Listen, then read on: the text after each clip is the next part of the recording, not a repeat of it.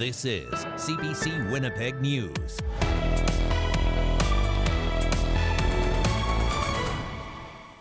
Good evening. Thank you for joining us. Let's begin tonight with what most people in southern Manitoba have been grumbling about today, the snow. We sent the CBC's Matt Humphrey out to see how people are handling this April storm. To the frustration of some, winter just doesn't want to end. Kind of sucks. I was hoping to be in shorts and sandals, but it is what it is. We're Winnipeggers and we can handle it. It's Winnipeg, you know. I'm from warm climate and I came accustomed to Winnipeg being unpredictable one day to another. A late season Colorado low has blown into the province. How many times have you snowblowed this season, you think? Maybe 5 or 6. Last year was worse, almost every second day. The year before, I didn't even use the snowblower. Go have some fun. But students at Ecole Viscount Alexander are taking advantage of the snow. Students volunteer for the Snow Angels program. They shovel driveways as part of gym class. Do you guys like shoveling for PE class? Yes. Why? Because it makes us hardworking and it's kind of fun being outside. And I understand you volunteer, like they ask. So why do you decide to do it? Because I think it's good for the community. In a phys ed class, students are definitely active while they're there, but the level of physical exertion isn't always equal to what they do here. Kids are definitely always sweaty, they're active, they're out of breath, they take a break, they work in teams with their friends, but they work hard while they're out here. No matter the age, all this snow can be used to learn. It's another really great thing when it comes to sensory experience. It's fun to jump in, it's fluffy, there's all sorts of things that can happen in the snow. It kind of lets them be a little bit more active. It provides a nice cushioning, and I mean really, there's a lot of different things they can do with it. Yesterday the ice was diamonds, it was all sorts of fun. A lot of creativity. A lot of creativity, lots of dramatic play. And even if you don't have the creativity of a child, what's your favorite thing about snow? Unicorn. it can still be fun guessing what the weather has in store. Matt Humphrey, CBC News, Winnipeg.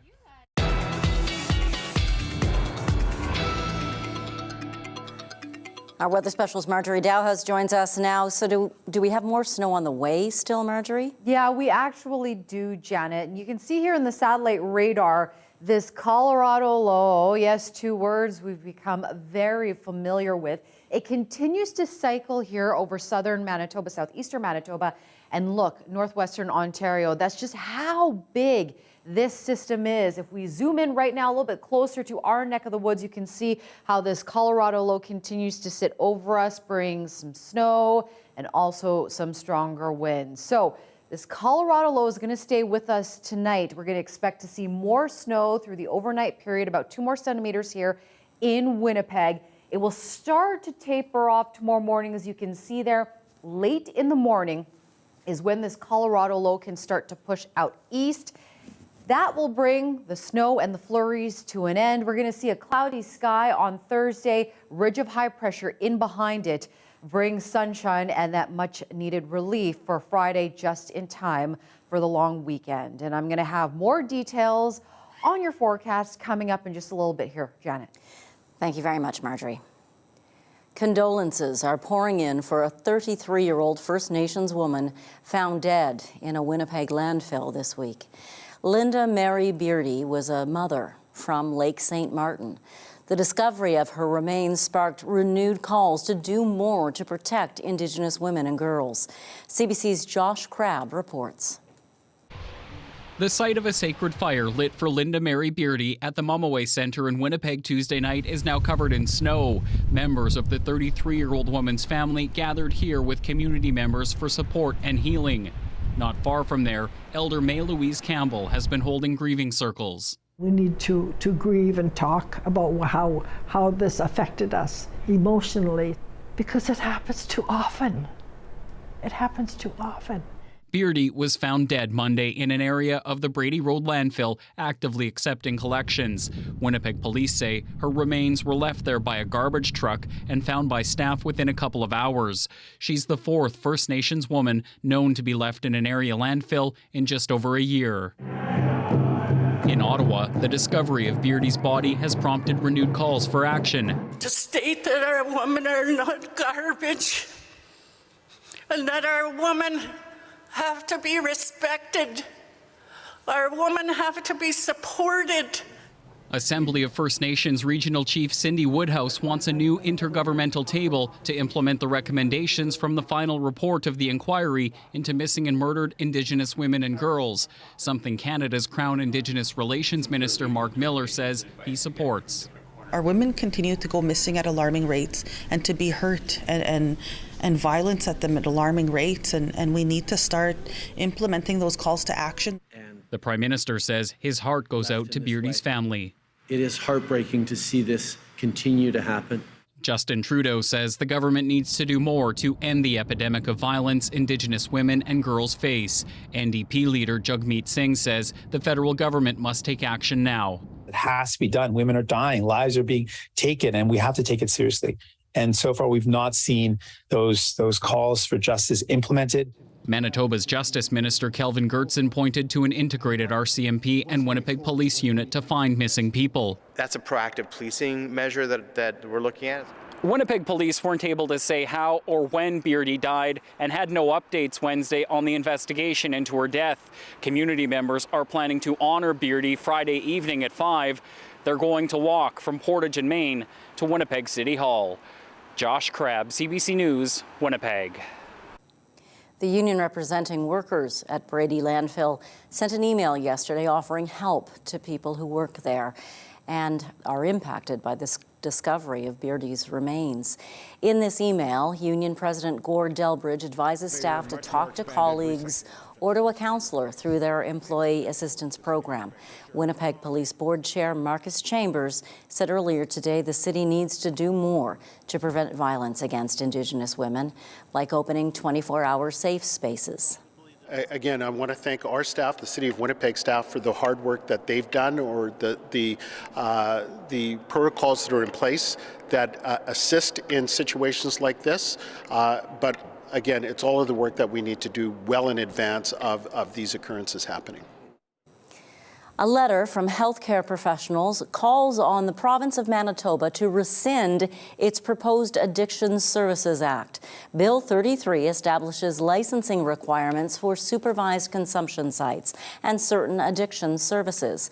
Dr. Sarah Mathias is currently doing a fellowship in addictions medicine. She's part of a group dedicated to advocacy, research, education, and the clinical care of people who use substances before, during, and after pregnancy. She wants to see the government consult with more people before moving forward. The main concern that our group has, and that I know many healthcare workers and community workers across the province has, was the lack of consultation with people who work directly in the field of addictions, and more importantly, consultation with the individuals who are directly affected by addictions. So I, for example, am a physician who's part of a group of addiction medicine specialists, and we were not even aware that this bill was in the works, let alone that this bill had been officially proposed. Now, a spokesperson for Mental Health and Community Wellness Minister Janice Morley-Lecomte says at least 17 organizations that provide treatment and withdrawal management services were consulted about standards of care in Bill 33. They also say 51 people who have lived experiences provided feedback. Winnipeg police have made an arrest in connection with a robbery and sexual assault in the city. It happened near the Law Courts building on March 17th. A 20-year-old woman was grabbed by a man while she was walking near the Kennedy Street entrance to the building. She was sexually assaulted. Police arrested a 26-year-old suspect yesterday.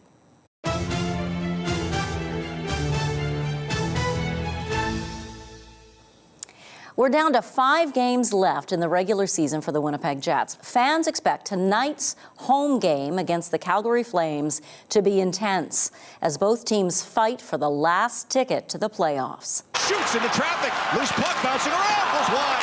Play back in front, that deflects away, and the Hawks have won all 3 meetings this season with the Calgary Flames.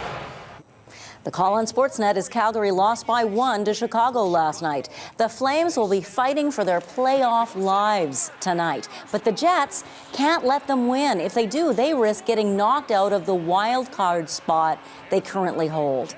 And what about the city? What's at stake for Winnipeggers tonight? The hopes of once again seeing this downtown awash with thousands of happy fans wearing white during playoff home games.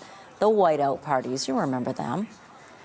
Now, this is also a big night for representation in sports at the Jets game as the team celebrates Pride Night. Our Emily Brass standing by live at the Canada Life Centre. What's happening there, Emily? Janet, the excitement is building. I think there's a lot of pressure, as you were mentioning, to get that spot in the playoffs. Lots of smiling faces as people go to their seats. There's also a lot of people in the gift shop right now shopping for t-shirts, sweatshirts, coffee mugs, and other items with the Winnipeg Jets Pride logo. And that's the same logo the Jets are wearing right now as they warm up on the ice. Unlike some other teams and players in the NHL, the Jets say they fully support Pride Night, and they want to send a message that hockey is for everyone.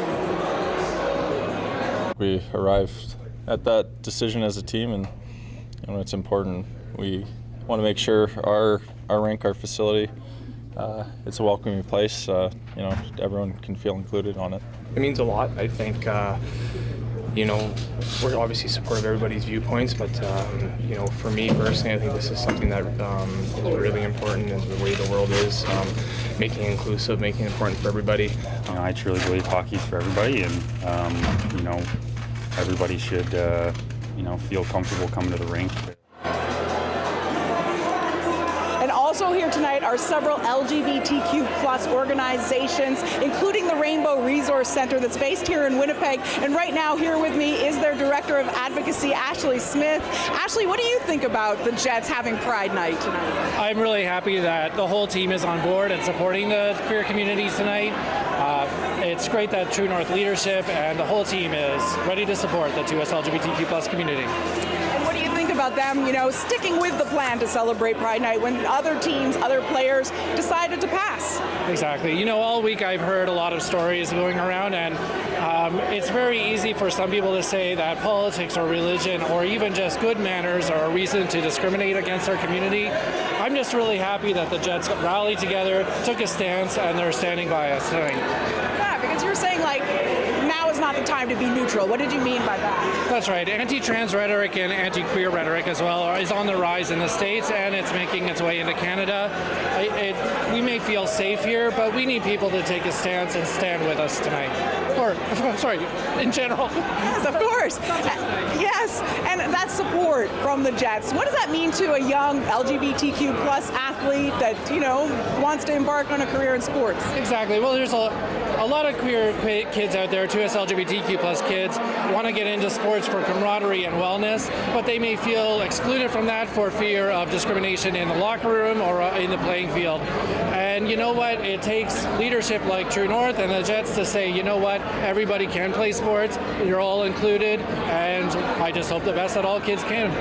You even experienced some of that when you were younger, right? You've done your research.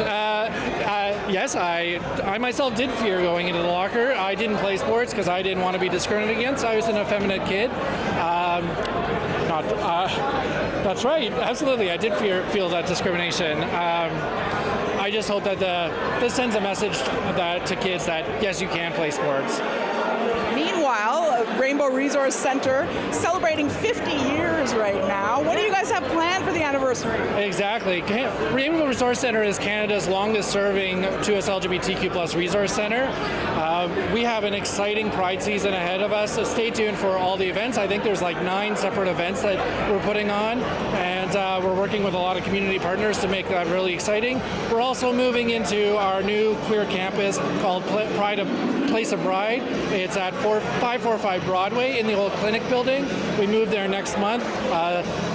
Get in touch with us if you're interested in supporting us in that move. Thank you, and congratulations on the anniversary. So, Janet, all the jerseys that the Jets are wearing tonight, their sticks will be auctioned off to support Rainbow Resource Center and some of the other groups that are represented here tonight. And for the first time ever, the Rainbow Harmony Choir will sing the national anthem.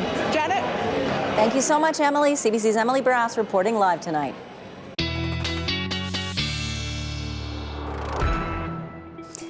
Our weather specialist Marjorie Dowhos joins us once again. So many people would have been trying to travel today, I think, for Passover, to be here before the sun sets.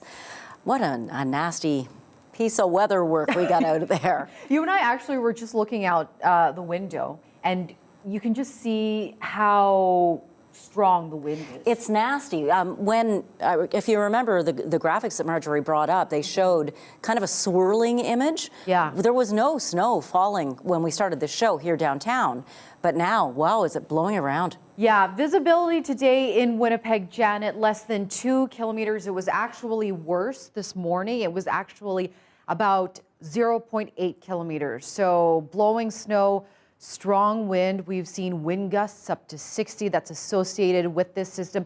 Here is a current look right now at the winter storm warning that was issued yesterday, and we continue to actually have issued for us right now. But there is another weather advisory in effect here, and I'm just going to move over here so you can see.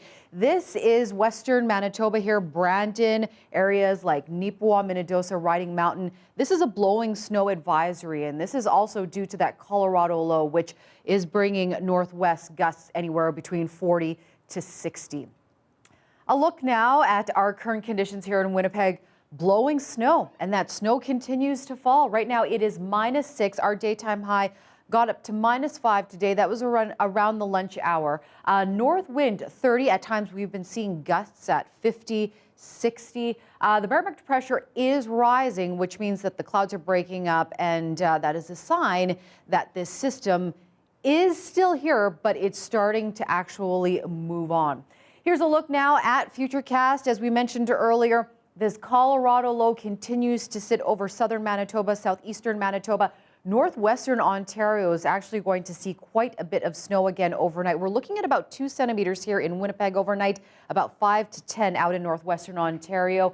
This system will actually start to move out on Thursday, cloudy sky Thursday afternoon. Ridge of high pressure moves in on Friday, and then we're looking at some sunshine in time for the long weekend. Again, associated with this system, strong wind gusts. So the wind will remain strong overnight north, 30 gusting to 50. It will start to diminish tomorrow. You can see their north wind at about 20, 30 kilometers per hour by Friday. It becomes a southerly wind as we see that system move out, and we're actually going to see some warmer temperatures and some sunshine as well. So tonight here in Winnipeg, that snow continues. 2 more centimeters expected here in Winnipeg.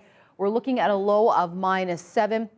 Strong wind again, northwest 30 gusting to 50. We're going to hold steady at -7 by 8 o'clock tomorrow morning. Still looking at some snow flurries, blowing snow in open areas.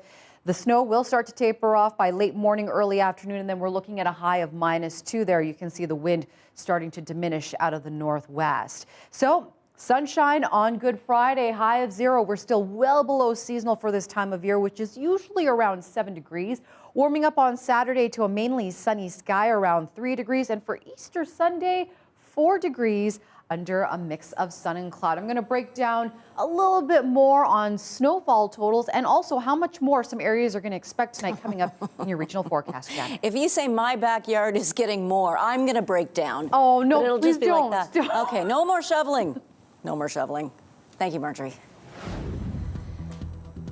A new compensation agreement for First Nations children and child welfare is worth more than $23 billion. We've got the latest details for you next. You're watching CBC Winnipeg News.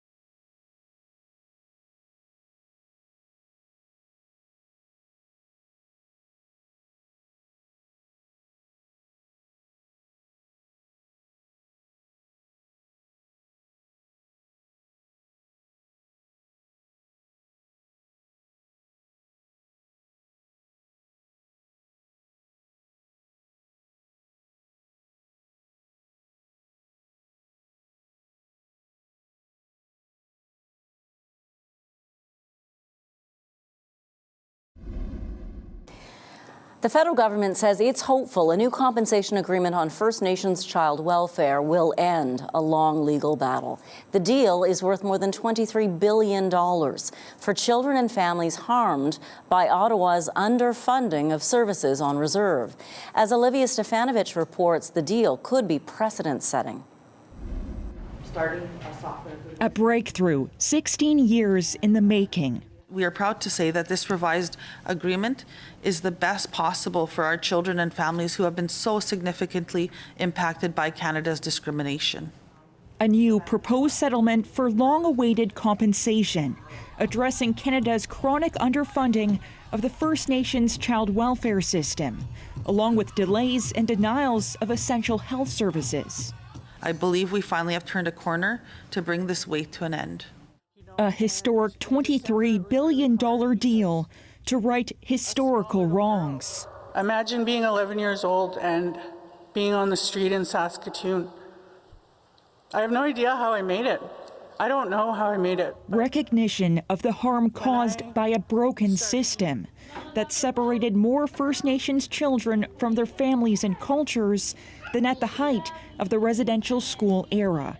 Being a survivor of the child welfare system, it's kind of like walking in society as a ghost. Life-changing reparations could roll out as soon as the end of the year, but only if the Canadian Human Rights Tribunal and federal court sign off on the proposal. The Minister of Crown Indigenous Relations is hopeful. The deal will put an end to inequitable funding for the foreseeable future. Any government that would purport to cut in this area would get a very severe reminder, not only in courts, but I think by the Canadian public. This is about healing relationships. The Indigenous Services Minister says it's also a turning point in the way the government works with Indigenous peoples. Part of that is leaning into the difficult conversations and understanding where we can do better as partners. Along with compensation, the agreement also includes a request for an official apology, one that's expected to be made by the Prime Minister as soon as the deal is approved. Olivia Stefanovich, CBC News, Ottawa. Israeli police and Palestinians clashed at a holy site in Jerusalem for a second time today. It happened just hours after officers stormed the Al-Aqsa mosque. They say to clear a group of Palestinians who'd barricaded themselves inside. As CBC's Margaret Evans reports, the situation has sparked wider reaction. For the second night in a row, clashes have broken out between Israeli police and Palestinian worshippers at the Al-Aqsa mosque. Last night, Israeli security forces stormed the mosque in the compound known to Muslims as the Noble Sanctuary. Startling images on social media appear to show Israeli soldiers beating Palestinian worshippers on the ground with batons. Israeli authorities say they were removing agitators who'd barricaded themselves inside. They released footage showing firecrackers being thrown at them as they entered. Clashes spread to other parts of the city, and more than 300 Palestinians were arrested. The Islamic Waqf, which administers the site, condemned the raid. There is agreement between Jordan, Israel, and the rest of the world that Israel does not make changes in the situation of Al-Aqsa Mosque. The site is sacred to both Muslims and Jews, who call it the Temple Mount. By morning, Israeli soldiers were accompanying Jewish visitors to the compound. Their presence seen as a provocation by many Palestinians, especially given the new role for hardline nationalist religious Jews in Israel's new government. It was very, very clear that their goal is to demolish Al-Aqsa Mosque and to build instead the temple. In the wake of the clashes, militants in Gaza fired more than a dozen rockets at Israel, answered in turn by Israeli airstrikes. The Israeli defense minister visited Israel's Iron Dome defense system. We will know how to hit anyone who tries to attack us, he says, to impose a heavy price on them. Several countries, Canada included, have voiced concern, calling for calm, especially at this time when the Jewish holiday of Passover and the Muslim holy month of Ramadan coincide. Margaret Evans, CBC News, Jerusalem. Emergency personnel are at the scene of a horrifying attack in Brazil. A man with a hatchet invaded a daycare center in the southern city of Blumenholm. 4 children between 5 and 7 years old were killed. At least 5 others are wounded. Authorities say the assailant jumped over a wall to get inside. The man later turned himself in at a police station. Police say he doesn't appear to have any connection with the school. The city has declared a 30-day period of mourning. Poland awarded its top honor to Ukrainian President Volodymyr Zelensky today, solidifying the already strong bond between the two countries. In an emotional speech, Poland's president called Zelensky an exceptional leader with a mandate no one could have predicted. Zelensky thanked Poland for its support, saying they stood shoulder to shoulder. The countries share a 500-kilometer border and have also long shared fears over Moscow's political ambitions. Poland led calls for NATO to help Ukraine, provided military support, and has taken in more Ukrainian refugees than any other country. A federal tax credit people can claim next year is sparking discussion. It's meant to encourage Canadians who want to live with an elderly parent or family member with a disability by buying a secondary unit on their property. But as Philippe de Montenay reports, many experts and homeowners say the tax credit covers far too little of that cost. Murray Crutchley lives with his wife in this laneway suite in Toronto, equipped with a full kitchen, bedrooms, and washrooms, a retirement project which would allow their daughter to move into the main house. The reality is it's very difficult for millennials to be able to afford a house. It's just so expensive. This architect says, based on his clientele, the idea of multiple generations living on the same property is gaining traction. Probably a third are doing it for multi-generational living, whether it's a kid who wants to move out but can't afford a new house, or an elderly parent that wants to move back home. Canadians who build a secondary unit on their property this year to live with a family member over 65 or with a disability can claim a new tax credit next year. They can recover 15% of what they spent on costs such as labor, materials, permits, and equipment rentals. But the federal government caps that refundable tax credit at $7,500. As compared to the overall cost of the project, it is a fairly small sort of drop in the bucket. This laneway house builder says the average project costs around $500,000 in Toronto, so a $7,500 tax credit would amount to just over 1% of expenses. It might not be a motivating factor to actually do the build, but if you're already planning on doing it, it'd be a great bonus. And even if the motivation's there, there's another hurdle. This tax expert says most municipalities in Quebec and many elsewhere in the country still don't allow for this type of development.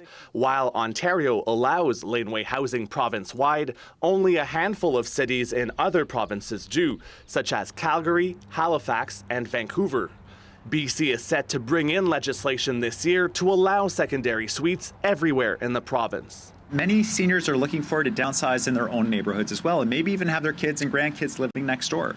Ottawa is prepared to spend $105 million over 5 years for this new credit and says it could benefit at least 13,000 families. But that will depend on how much interest that tax credit generates and who is able to access it. Philippe de Montigny, CBC News, Toronto. Every day, exceptional teachers change lives for their students. A perfect example, a young Indigenous boy who went from struggling to returning to his home school as a teaching intern. Bonnie Allen has this report from Saskatchewan.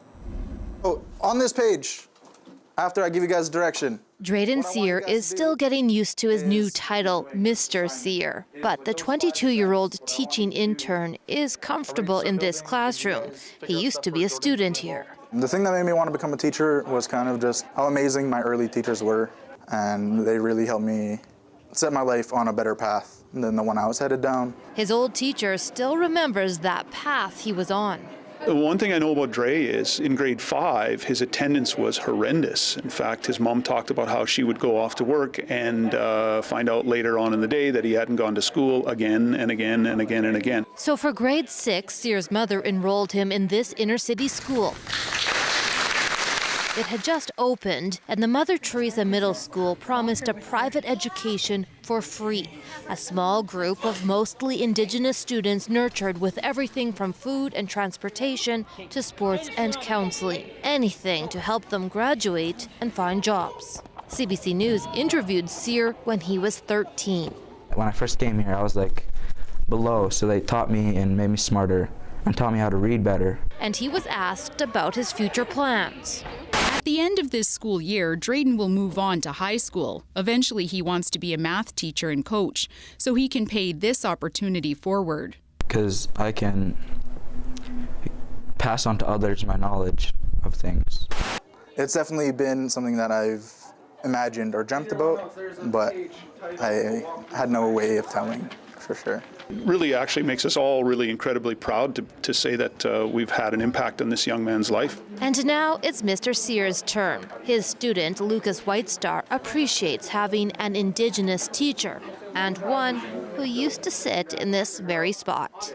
I kind of want to be like him, like teach kids and like have a good time with kids and being like a kind of like a social worker, I guess, like help kids out, help family out. Yes, the classroom piece is a part of it and trying to get them at grade level or above, but more so it's kind of just the building of the self-esteem and the building of character. Okay, so get into your groups, boot up your laptops, and let's get to work. And for him, coming full circle and giving back. Bonnie Allen, CBC News. Hey, that is cool. This may look cool, but it's not. It did a lot of damage. The weather is doing a lot of damage these days. We're going to tell you a lot of crazy weather stories when we return. You're watching CBC Winnipeg News.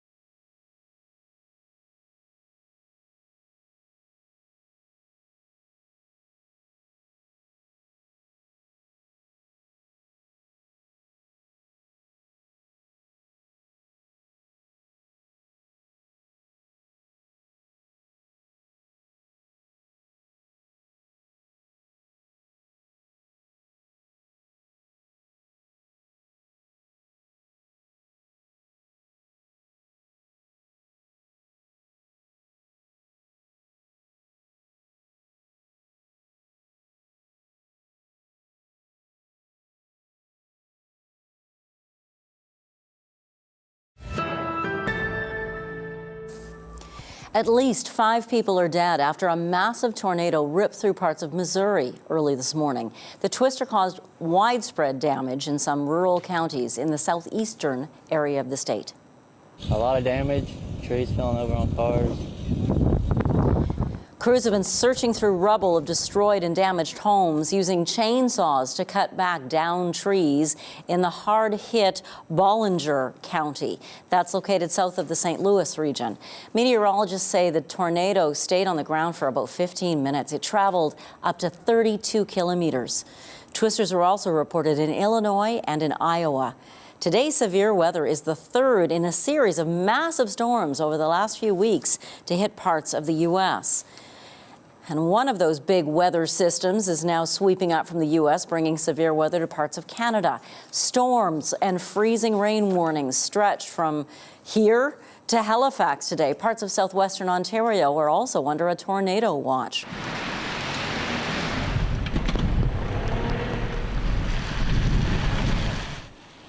The entire Ottawa-Gatineau region's under a freezing rainfall warning as well. And transit officials in the nation's capital say that freezing rain caused a power problem for the city's light rail system. In Montreal, high wind gusts have downed trees and power lines. Tens of thousands of hydro customers in Quebec were in the dark through the day. In the Toronto area, wow, looks impressive, doesn't it?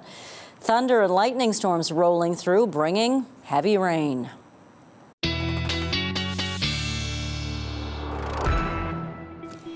And of course, this system for us is coming up from the U.S. as well. Yeah, North Dakota was impacted, of course, yesterday from this Colorado low. Want to talk a little bit about numbers here. On Radio Noon today, we did talk to a tow truck operator in Steinbach. In Steinbach, they were reporting about 20 centimeters of snow. Our friends at Weather Logic saying that we got about 15 centimeters of snow here in Winnipeg starting from last night till about noon today, and about 5 centimeters out in Brandon. Of course, these numbers not official and not the final totals yet as we continue to sit under this Colorado low. So hopefully we'll have some updated numbers for you tomorrow. But take a look at what happened in North Dakota here. Look at these pictures. This is video and photos posted by the North Dakota Highway Patrol on their Facebook page. This is I-94 just east of Jamestown. North Dakota got hit by this Colorado low yesterday. Many highways there had to be closed, including the I-94 and the I-29 near Fargo. Early reports from weather services in the state say Fargo saw anywhere between 20 to 30 inches of snow, which is actually 40 to 50 centimeters here of snow. Wind gusts also caused problems there as well. Reports in Bismarck say that the latest dump of snow could help break their snowfall record, which was set back in 1996-97. Here's a look now at the satellite radar. This Colorado low continues to sit over us here in southern Manitoba as well as northwestern Ontario. Current conditions right now, cloud cover and snow. The story here in southern Manitoba, -6 right now at the airport in Winnipeg, -5 at the Forks. Looks like the flurries may have tapered off a little bit for you in Brandon. You're reporting a mostly cloudy sky right now at -3, -5 right now in Sprague as that snow continues to fall for you. Up north, ice crystals reported in Churchill. You're at -12 at this hour, mostly cloudy in Thompson, -1. Cloud cover right now in the pond, 0. Island Lake, actually you're seeing some snow right now and you are at -7. Northwestern Ontario, so as this Colorado low, this weather event continues, you're actually going to see some heavier snowfall tonight.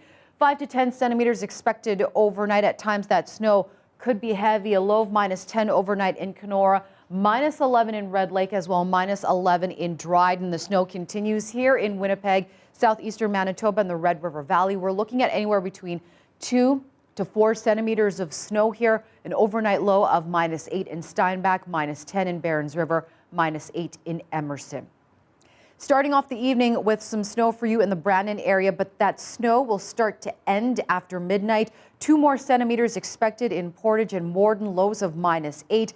Local blowing snow in Dauphin, -11 because of that strong wind that's being reported out in the west. Don't forget we have that blowing snow advisory out in the western part of the province, -14 and partly cloudy in Swan River. Up north, periods of snow in Island Lake, -17, -16 and partly cloudy in the Pas overnight. Light snow with fog developing overnight for you in Churchill, -19. Thompson looking at a low of -17 overnight. Tomorrow, still chance of light snow in Churchill. starting off the day with some fog, a 30% chance of snow for you in Churchill. 1 degree in Thompson and clearing. Look at those temperatures up in the north, a little bit milder up there. Brandon, you're looking at a mostly cloudy sky, -2. The snow will you'll see some snow in the morning for you in Morden before it tapers off. So that snow is ending by the afternoon and a high of -2. For us here in the Red River Valley, starting off the day with some snow and then ending by the afternoon, -2. The high in Winnipeg, -2 in Steinbach. Afternoon snow in Sprague at -2. Northwestern Ontario, you're going to continue to see snow tomorrow. This should actually start to end by late afternoon. 2 to 4 more centimeters expected in Fort Francis and a high of -2. -1 with flurries ending in the afternoon for you in Kenora. Your extended weather forecast coming up in just a little bit, Janet. Thank you, Marjorie. An Ottawa Senators fan has created a comic book featuring his team, his city, and his favorite actor. Ryan the Bold is a knight in shining armor with a hockey stick. And as we hear from CBC's Santa Choi, some of those imaginary storylines have already come true. I call it a fairy tale. It's all based on true facts and very accurate conjecture. One of my favorite things, I think I've said to a couple of people, is I wrote this on February 7th. And this picture is very, very realistic. And who's in that picture? So that's Mark Sutcliffe, Ryan Reynolds, and then Blake Lively and Taylor Swift, who sadly weren't in town. But just last week, this picture took place with these two. Right. And Chris Brady from the Remington Group. And you had that picture, I guess, created before that meeting actually Well took place. Well before, yeah. So what was your reaction to that social media post that he... I was pretty pumped up. Yeah. I was just texting all my family like, I did it first. So yeah, and then same with Gary Bettman being in town just recently. Even your reporting of him at the NCC, like I put in there, he's gonna go to the NCC, and I was just really pleased that I was accurate there. So it's basically a true story with a little bit of hope and imagination. So there came a man, the bold hero Ryan, to help the Senators. He was certainly trying. It came to me kind of just in a flash. Like I think I wrote the book itself in about 5 minutes. I paid 3 different people to create a prototype of Ryan Reynolds wearing armor, hopefully with a hockey stick. That was the idea. And so 2 people did a pretty poor job and 1 person did a really good job. So I hired her to make the full book. She's from Eastern Europe, Georgia, full-time artist. From what I understand, you're not making any money off of this book. No, I'm making 0. I'm donating everything to the Ottawa Food Bank because that's a charity that Ryan Reynolds donated to back in 2020 with Blake Lively. And like I said from the beginning, I wanted it to be about Ryan, kind of for Ryan and his kids, to show if he gets a copy, I just want him to see how much it would mean to Ottawa for him to come. That's the whole point. Are you planning to send him a copy? I've sent 3 to various offices of his, and 2 were rejected, but 1 went, the office took it, so he might get it one day. Who knows? Well, you'll have to let us know if you hear back from him. I will. Trust me, the whole world will know if I hear back from him. I'll be so excited.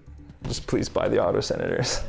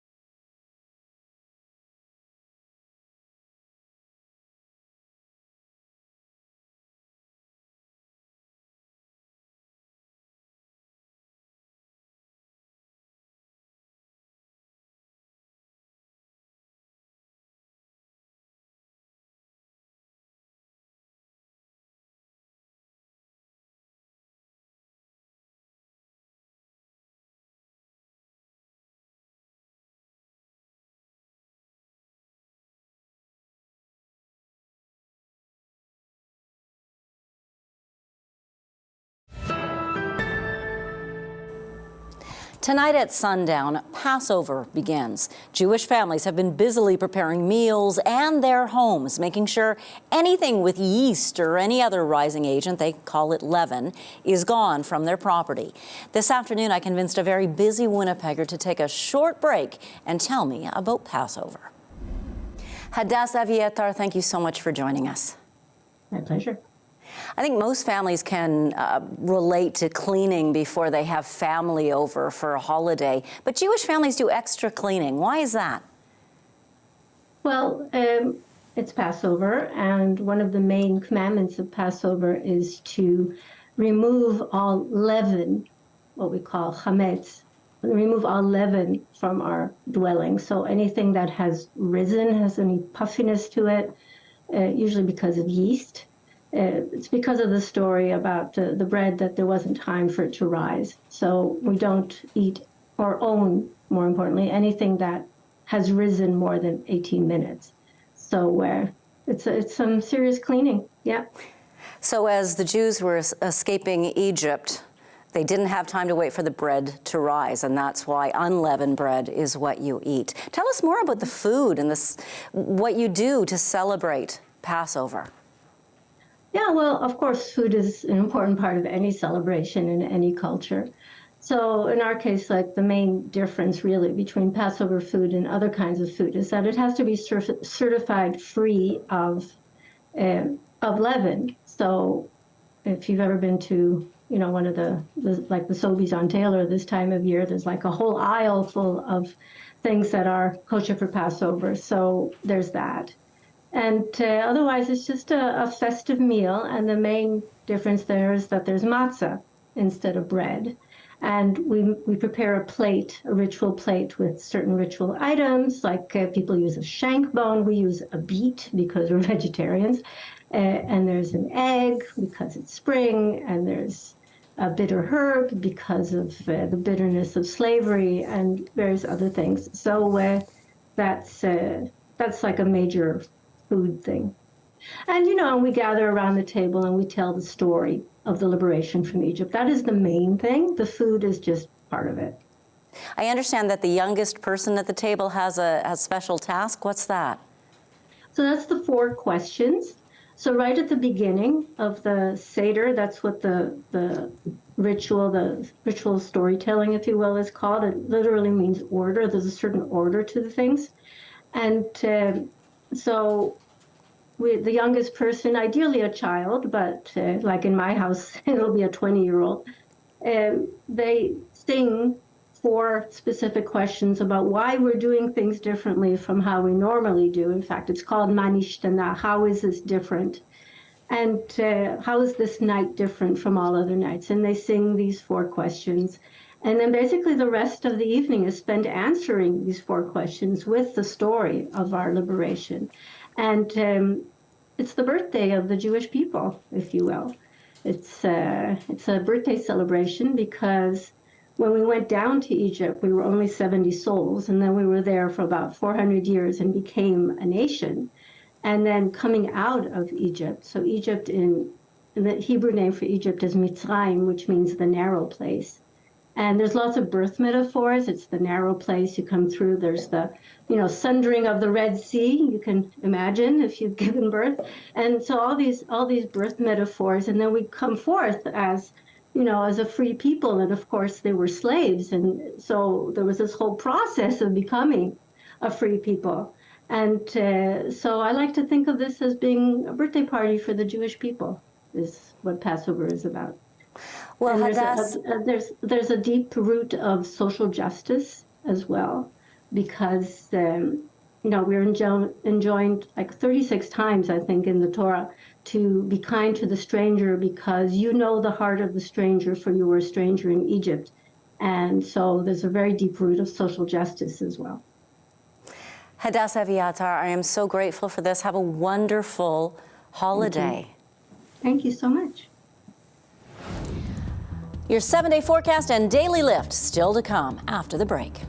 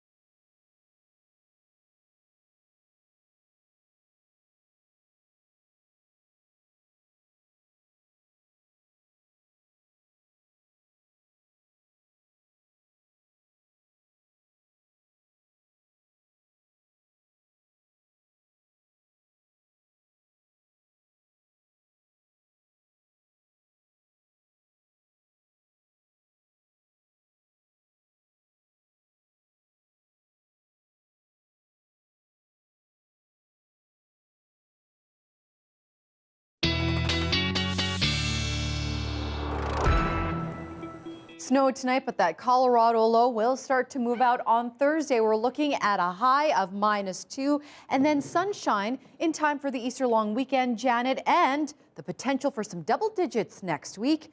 Looking at maybe a 10 on Wednesday. Maybe.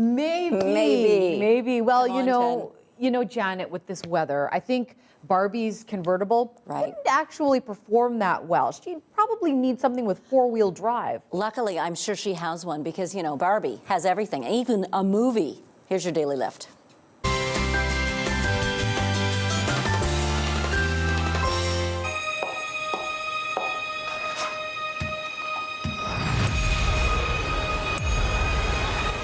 Hi, Barbie. Hi, Ken. This second trailer for the movie dropped yesterday. It reveals Margot Robbie won't be the only Barbie girl in this Barbie world. There will also be multiple Kens, including Canadian actors Ryan Gosling and Simu Liu. You see another Canadian, Michael Cera, a little later in this trailer as well.